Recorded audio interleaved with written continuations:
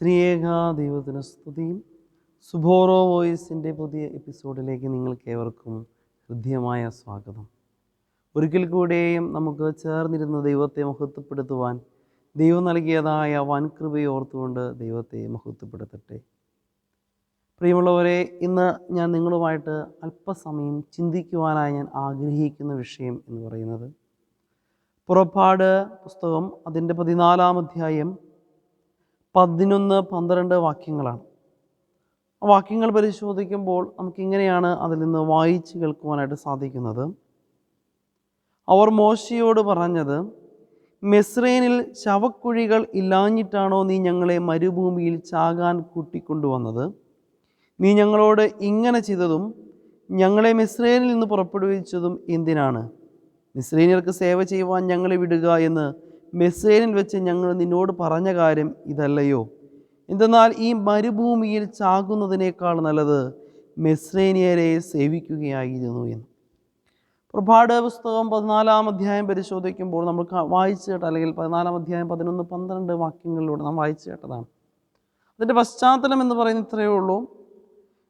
Israel ജനം, ദൈവത്തിൻ്റെ സ്വന്തം ജനമാകുന്ന ഇസ്രായേൽ ജനം, ദൈവം അബ്രാഹാമിന് വാഗ്ദാനം ചെയ്തതായ പാലും തേനും ഒഴുകുന്നതായ കനാൻ നാട്ടിലേക്ക് മോശ മുഖാന്തരമായിട്ട് മിസ്രൈമ്യ ദേശത്തിന് 10 ബാധകൾ കൊടുത്ത് മിസ്രൈമ്യ ദേശത്തിനും അതുപോലെ തന്നെ ഇസ്രായേൽ ജനത്തിനും ദൈവമായ കർത്താവ് ആരാണ് എന്ന് ബോധ്യം നൽകിയതിന് ശേഷം അവരെ അവിടെ നിന്ന് മിസ്രയീമിൽ ഫറവോൻ്റെ അടിമത്തത്തിൽ നിന്നും, അടിമത്തത്തിൻ്റെ നുഖത്തിൻ്റെ അല്ലെങ്കിൽ അടിമത്തത്തിൻ്റെ ചങ്ങലയെ പൊട്ടിച്ചെറിഞ്ഞുകൊണ്ട് സന്തോഷത്തോടുകൂടി തങ്ങളുടെ പിതാവായ അബ്രാഹാമിന് വാഗ്ദാനം ചെയ്തതായ കനാൻ നാട്ടിലേക്കുള്ള പ്രയാണമാണ്.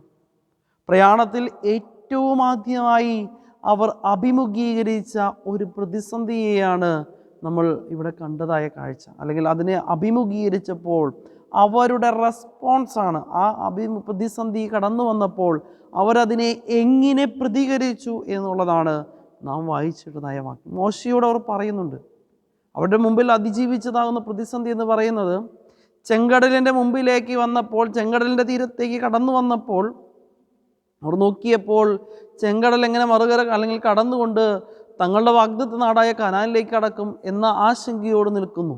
എന്നാൽ തിരിഞ്ഞു നോക്കിയപ്പോൾ അതാ ഫറവോനും അവൻ്റെ സർവ്വസൈന്യങ്ങളുമായി ഇവരെ പിടിച്ചടക്കുന്നതിനും തിരിച്ച് അടിമത്ത നുഖത്തിലേക്ക് കൊണ്ടുപോകുന്നതിനും ആദ്യത്തേതിനേക്കാളും മോശമായി പീഡിപ്പിക്കുന്ന തരത്തിലേക്ക് കൊണ്ടുപോകുന്നതിനും അതാ ഫറവോനും അവൻ്റെ സൈന്യങ്ങളും വരുന്നു.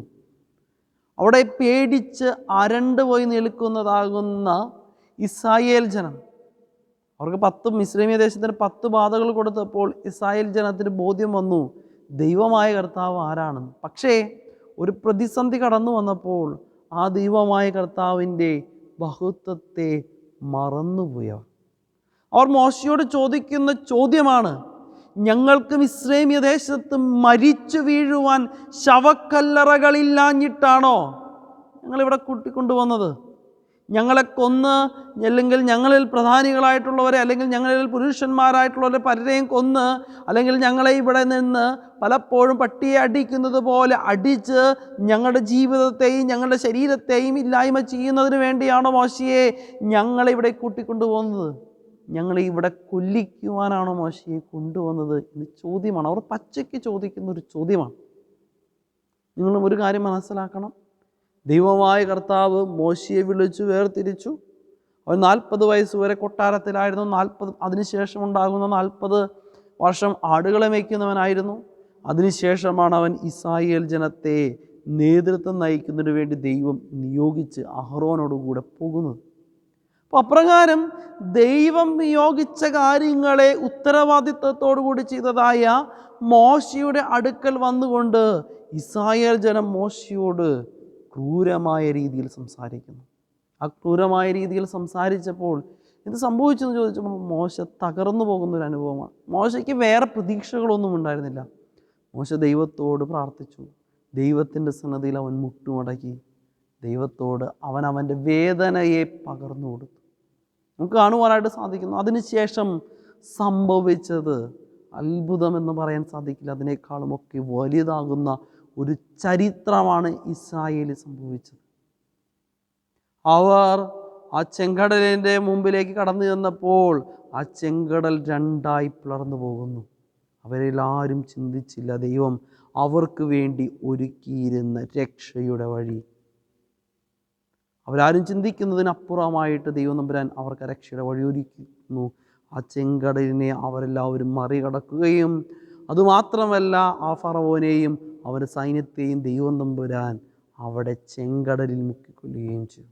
ദൈവത്തിൻ്റെ ശക്തിയും ദൈവത്തിൻ്റെ ബഹുത്വവും തിരിച്ചറിയാതെ മൂഢന്മാരെ പോലെ ആയിരിക്കുന്ന ഇസ്രായേൽ ജനത്തെ പോലെയാണോ ഞാനും നിങ്ങളുമൊക്കെ ഒന്ന് പരിശോധിക്കണം. പ്രതിസന്ധികളിൽ തളർന്നു പോവുകയല്ല. ഇസ്രായേൽ ജനത്തെ ചെങ്കടലിൻ്റെയും ഫറവോന്റെ സൈന്യത്തിൻ്റെയും മുമ്പിൽ നിന്ന് കരകയറ്റിയ ഒരു ദൈവമുണ്ട് എന്നൊരു ബോധ്യത്തോടുകൂടി ദൈവത്തിൻ്റെ കീഴിൽ ചേർന്നിരിക്കുവാൻ നമുക്ക് ഓരോരുത്തർക്കും സാധ്യമായി തീരണം.